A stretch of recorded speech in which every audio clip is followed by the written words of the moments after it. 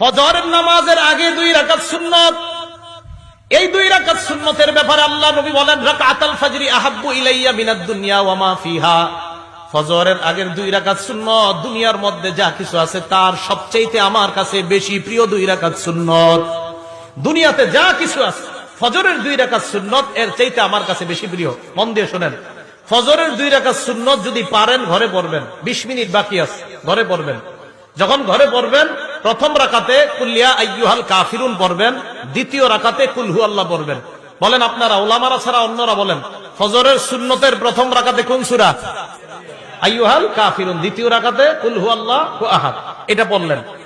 আর যদি পারেন মাঝে মাঝে, যদি পারেন, আলেমদের তো মুখস্থ আছে, আপনারা যারা সাধারণ আছেন যদি পারেন মাঝে মাঝে প্রথম রাকাতে সূরা বাকারার 136 নাম্বার ছোট্ট একটা আয়াত মুখস্থ করে নেবেন। দ্বিতীয় রাকাতে সূরা আলী ইমরানের 64 নাম্বার আয়াত মুসলিম শরীফের বর্ণনা আছে। প্রথম রাকাতে সূরা বাকারার 136, দ্বিতীয় রাকাতে সূরা আলী ইমরানের 64 নাম্বার আয়াত ফজরের সুন্নতের প্রথম এবং দ্বিতীয় রাকাতে পড়বেন। আর বেশিরভাগ সময় প্রথম রাকাতে কুল ইয়া আইয়ুহাল কাফিরুন